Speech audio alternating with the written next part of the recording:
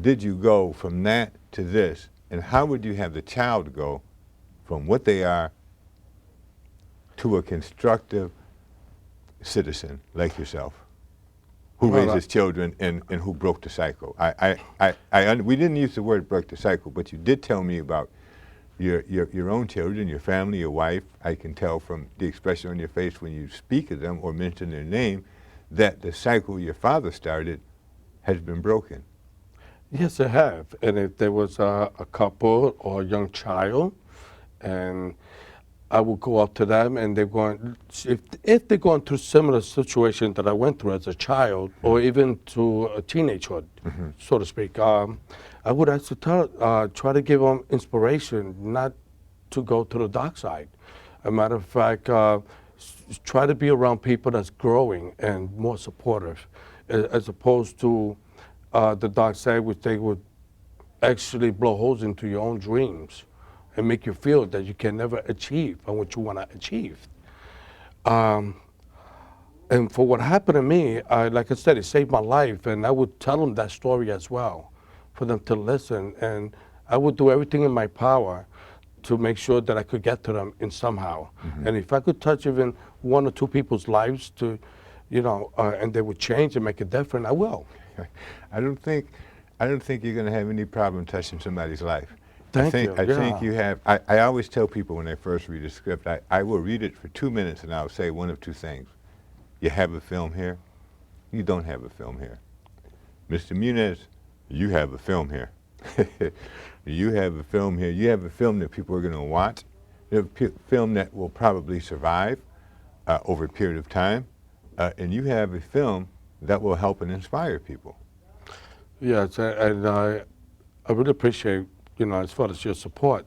And so far, I looked at every aspect as far as the reading, and a lot of supported friends and family. Right. And that gave me a lot of inspiration to do this. So you've had a lot of support from friends and family. Yeah. Yes, I have, and if it wasn't for them, and I kept on. Actually, I was like a little kid. I'm pushing it. I made so many copies. I gave them to people that actually is not in the industry as far as the film, movies, or anything, and to try to pick their brain on what they think as a reader. Right. They will go to Barnes and Nobles. Let's see what they say. And I have actually a book coming out. It'll be finished in November, but it'll be published in January. But as a screenplay. Well, we need you to come back when the book is finished. Yes. But go ahead, continue, please. But as far as the screenplay, like they always do, the book's like 300 pages. This is 129. So in short, you're going to try to put everything that's valuable as far as what they put out there in the media to be put in the book, like that'll come out in the screen. Okay. In the movies, and I want every details, to capture the reader, right, or any type of inspiration that will help or give hope to a child or a couple. So you want this to be one of those films. Let's say we have a package here that's 100% Bobby Muniz.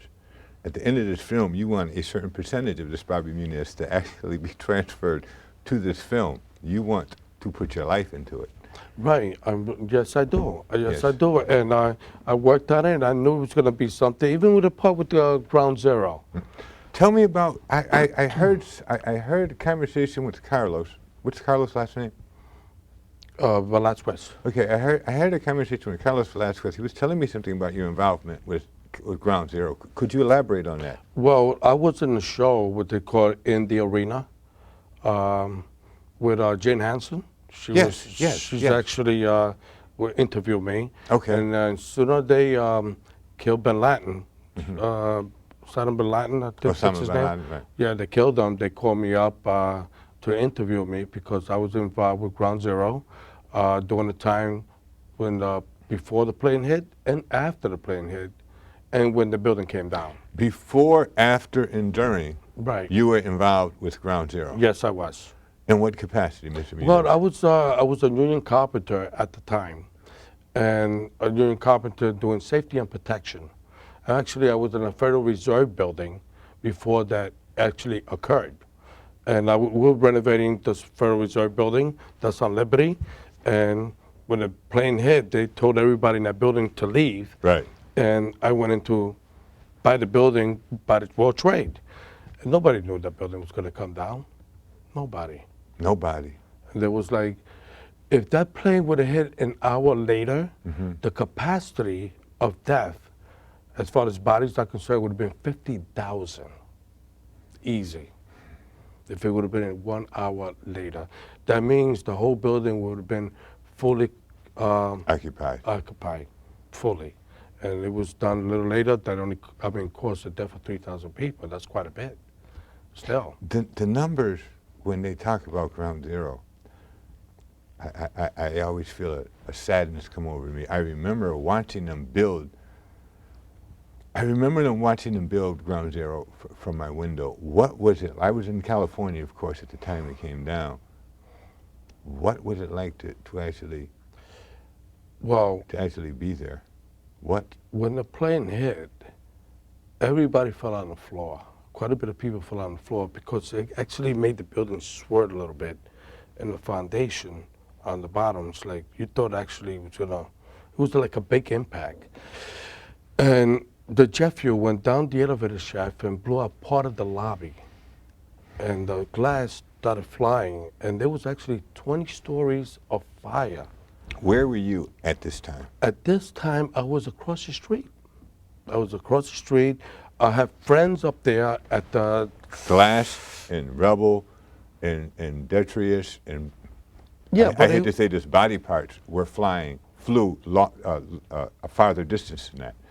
So you must have been watching glass, rubble, parts of buildings flying in your area? Matter of fact, I was right there. Even I was like not too far away with Michael Judge, Father Michael Judge. A body came down and caused his death. You know. In front of you? It was actually maybe 6 feet. Can you get closer than that? No. No, any closer than that, we might not be having this interview. Right, and there were actually people throwing themselves off the building willingly. They were holding hands, and they were just throwing themselves out there. You know, it was horrific. I mean, there was a lot of things that I wouldn't wish anybody to see. Really, it was that terrible. It was really bad. You know, I used to lose my sense of directions. You know, when I was down there, what they were actually digging when the building came down. Firefighters, I've never seen nothing like that ever in my life. It never happened right here in New York. But everybody stuck together. Everybody. With that great sadness in mind, and also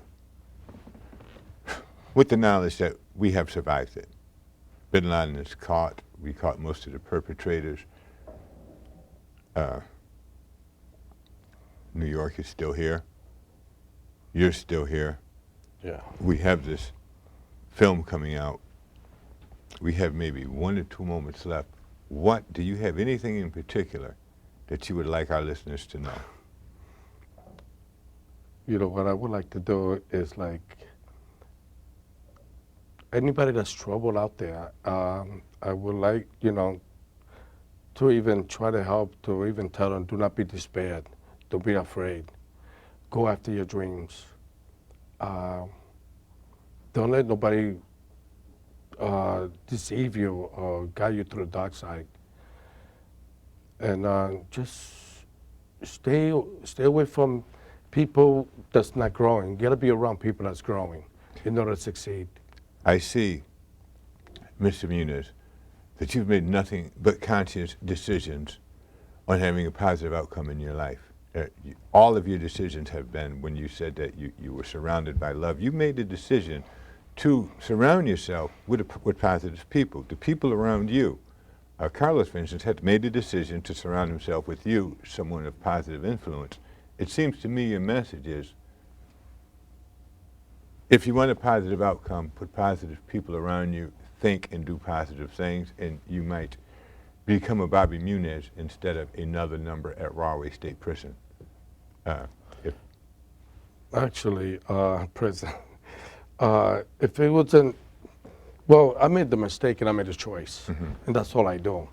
And the reason I ended up, regardless of what I was doing, the whole case was fabricated. You know, I know we only got a moment. Right. I misspoke. If you're in Rahway State Prison, you still have a chance to be a Bobby Muniz. I did not mean to discount anybody who's ever been in the correctional system, because that would just discount too many of us. Right. I don't know if you've ever been to prison. If you have, or if you haven't, it doesn't make any difference, because what we want for citizens is what's sitting in front of me now. So whether or not you've been to prison, what do you say to the people? Well, to the people in the media or the viewers, I was in prison. I would say that. I came out. It saved my life, and I chose that. I chose to whatever's left and what I can do and achieve.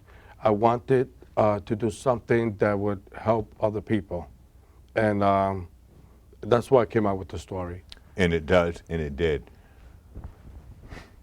And it did. Bobby Muniz, a Lower East Side story, filmed here in New York City. Congratulations to my friend. Thank you. I really appreciate it. Seeing this. Yes. I am looking forward to seeing this. The viewers are looking forward to seeing this. We need more movies like this out. And, you know, as a member of the Hollywood community, I'm just, I'm happier than a little bird every time I see a good film. It looks like we have less than a moment, and the reason I know that is because someone's holding up a sign saying we have less than a moment. I think this has been an absolute wonderful show. I hope Linda, I thank Linda Singh, I thank Bobby Muniz for giving me this opportunity. Please go and see a Lower East Side story. You have the real story from the real man who actually lived it. I have the opportunity to have met him, and I will see this film. I thank you. I thank you very much for your inspiration. Thank you for your inspiration, Mr. Muniz. You're quite welcome. We are mutually inspired. Goodbye, New York.